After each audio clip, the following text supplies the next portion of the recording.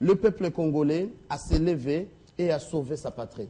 Dernière, c'est parmi les meilleures pistes de solutions, selon vous? Oui, ça fait partie de recettes, mais je voudrais intervenir sur 3 petites choses. Premièrement, c'est par rapport à la performance diplomatique vantée par l'honorable Willy, etc. Je voudrais simplement revenir sur ce que j'ai dit, honorable. Et je crois que vous êtes de cette génération, il faut vraiment, véritablement approfondir les choses.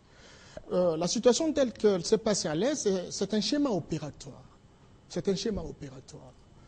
Une rébellion qui occupe un endroit bien déterminé, et les chefs d'État réunis à Kampala considèrent leurs griefs de légitimes, et on leur demande de pouvoir se retirer à 20 km. J'aurais souhaité qu'en fait, que vous fassiez l'exercice pour la ville de Kinshasa. 20 km se trouverait à quel niveau, etc.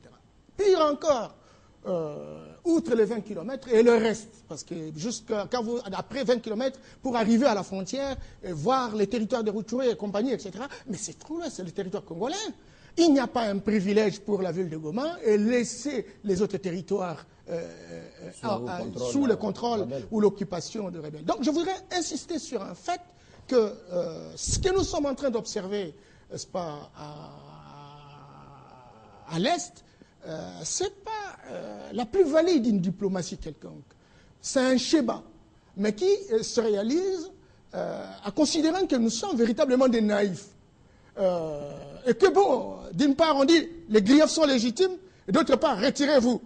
Et les gens donnent des promesses que si ces griefs qui sont réputés légitimes par les chefs d'État, si ça n'est pas accompli, nous revenons. Non, non, c'est pas vraiment, il faut encore travailler. Maintenant ma question, deuxième, je vais terminer avec le message de je vais juste terminer par rapport à dire au camp de la mouvance qui visiblement dirige la République aujourd'hui.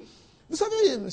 Makachi, lorsque on écoute les M23, qui visiblement, pour nous, ce sont des gens qui nous embêtent, dire que voilà, nous voulons qu'on lève chez Tshisekedi le bouclier, nous voulons qu'on libère les opposants politiques, nous voulons. Je crois qu'aujourd'hui, plus que jamais, au-delà de ces messages qui, visiblement, nous les refutons, mais à l'intérieur, il y a quand même une certaine quintessence.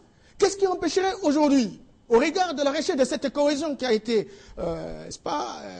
recherchée par le président de la République, qu'on puisse dire, ben voilà, il y a des opposants politiques comme Moka, des opposants politiques comme Coutinho, comme Chaloupa, etc. On peut les libérer. Et que les militaires qui se trouvent à côté de M. Tshisekedi soient finalement élagués. À ce moment-là, le M23 n'aura pas de contenu par rapport à ce qu'il est en train de chercher. Donc vous êtes d'accord avec les revendications d'un 23? Non. Je ne suis pas d'accord avec les revendications du 23 parce que je connais ce que veut le M23. Je vous ai dit que c'est un schéma opératoire planifié et dûment organisé. Mais je voudrais également qu'on puisse justement élaguer certaines apparences. Parce qu'aujourd'hui, vous ne pouvez pas avoir une cohésion, comment on dit, une cohésion nationale. Vous entendez le discours du secrétaire général adjoint. C'est que quelque part, lorsque les acteurs politiques ne s'entendent pas, il y a une recrudescence de la violence. Le terrain devient très fertile, même des graines pourries peuvent bien germer. Alors, et donc, il faut arriver, n'est-ce pas, à un face-à-face, à un consensus qui permet une mise à niveau de tous les acteurs politiques dans vous revenez encore à un dialogue. Non, c'est pas ce dialogue-là. Écoutez, il faut pas vraiment être les porte-parole de la majorité par rapport à cette problématique de dialogue, parce que les gens sont très très allergiques par rapport au poste qu'ils s'occupent et ils pensent que lorsqu'il y a dialogue, on va les arracher leurs postes, etc. Surtout que les gens sont dans une euphorie de jouissance. Par rapport à la question que vous posez sur l'appel de... C'est justement ma dernière question. Message des évêques qui invitent le peuple congolais à se lever et à sauver la patrie. Mais il faut se lever. Et nous avons... Qui est ce Congolais aujourd'hui qui peut refuser de pouvoir se mettre debout face à cette humiliation, à cette frustration, à cette désolation, à cette indignité pour un pays de 26 000 km², qui est moins que le territoire d'Ingende. Et donc notre peuple, que ce soit... Non, attention, oui, effectivement, c'est encore un défi au niveau de l'organisation, au niveau de la gouvernance, au niveau de la dédramatisation des relations politiques. Ça, on en a besoin et c'est justement ce qui parle, qu'il faut un leader visionnaire, un leader motivateur, inspirateur, pour arriver naturellement à construire cette synergie gagnante. Mais l'essentiel, ce qui est plus important aujourd'hui, c'est que par rapport à cet appel, il faut... Ils ont tout le temps, M. Mathieu. Non, quand vous parlez parlez... C'est la dernière question chez Quand vous lui. parlez, je sais que vous avez le pouvoir et vous avez tout le pouvoir. Et tout, Ah non, non, non. Télé 50 donne la parole à... Non, mais il ne faut pas dire ces choses comme ça. Donc, moi, je voudrais simplement dire que les évêques doivent lancer un appel. Mais aujourd'hui, il faut réduire la fracture. Il faut réduire la rupture. Il faut une réconciliation. Et cette réconciliation pose la problématique et chacun a un agenda. Et c'est sur base de cet agenda, une discussion de fond se réalise. Et c'est sur base de cette discussion qu'on dégage un consensus. Vous ne pouvez pas aujourd'hui réaliser, n'est-ce pas, une cohésion nationale simplement par D'accord, monsieur des évêques. Exactement. Alors, Willy Matiachi, c'est la dernière question. Réagissez rapidement. D'accord avec l'appel des évêques?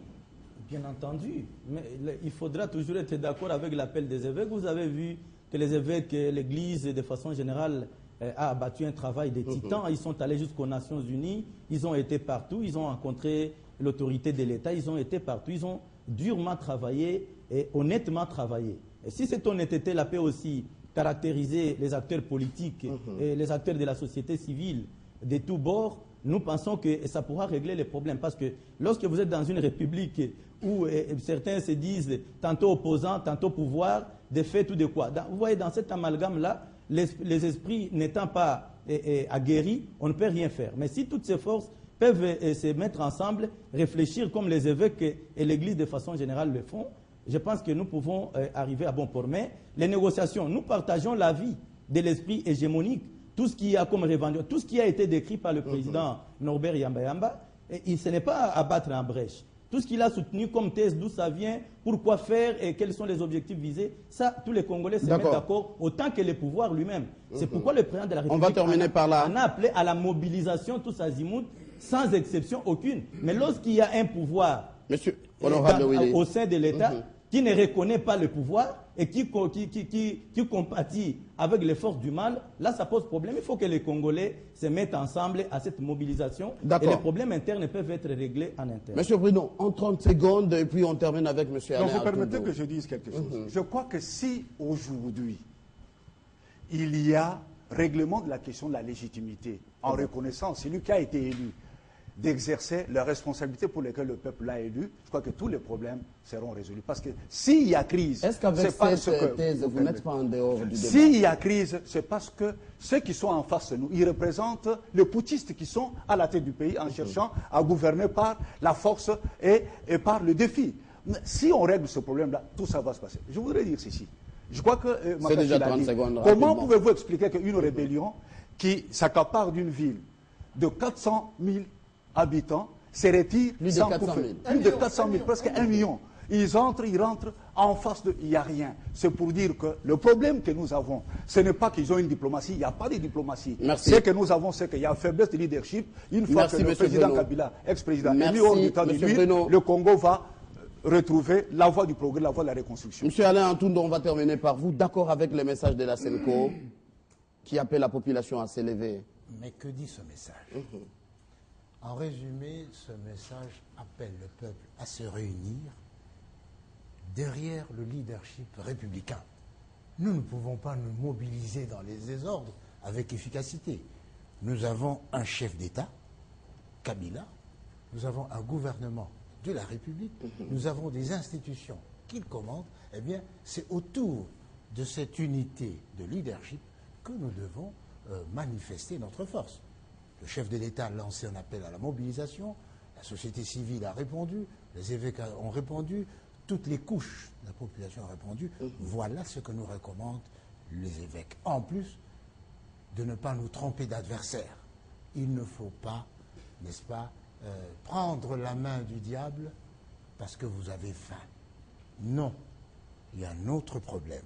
Et deuxièmement, j'espère que je n'ai pas bien entendu c'est que M. Yamba a dit, nous ne pouvons pas regretter la libération de Goma, parce que cela met fin immédiatement aux souffrances de la population, n'est-ce pas, aux souffrances de la population. Et puis, mais c'est dû à notre diplomatie, n'en déplaise au secrétaire. C'est l'heure, s'il vous plaît. Vous pouvez mettre un point, s'il vous plaît. Écoutez, lorsque les gens... Moi, je me tiens religieusement en dehors du débat lorsque je ne suis pas n'est-ce pas, intéressé. Mais maintenant, c'est mon tour. Exactement. Non, non, on est Alors, vers la fin. il faut éviter d'être victime de la méthodologie pernicieuse et perverse de M23 et de leurs commanditaires. C'est la division. Voilà l'exemple des divisions. Mais ça me rappelle une chanson de Franklin Boukaka. Ça me rappelle une chanson de Franklin Boukaka de Brazzaville. Eh bien, c'est tout à fait bête, si je puis ainsi me résumer, de se battre entre les membres d'une même famille lorsque le léopard entre dans la maison et qui va vous dévorer vous tous. Soyons, n'est-ce pas, l'UDPS doit éviter cette erreur de perception qui est partagée par son intelligence, n'est-ce pas, et qui n'a aucune prise sur la réalité. Ah, voilà. Mais quelles sont les réalités dans le monde? À quoi reconnaît-on un chef d'État? À quoi reconnaît-on un chef d'État? Eh bien, c'est la reconnaissance de l'ensemble de la communauté nationale. C'est sur le plan interne, lorsqu'il donne un mot d'ordre, tout le monde est fidèle. Merci à vous tous. Monsieur Bruno Tshibala, secrétaire général adjoint de l'UDPS, merci d'avoir répondu à notre invitation. Norbert Yamba de la société civile, merci d'être venu. C'est l'heure. Willy Makiashi, député national, merci d'être venu. Alain Antundu, président du CEDER, parti de la majorité, merci d'être venu. Surtout, merci à vous qui étiez en train de nous suivre. Retrouvez cette émission sur les www.tele50.com et sur YouTube. RDC M23, discussion légale ou illégale. Très bonne suite de nos programmes.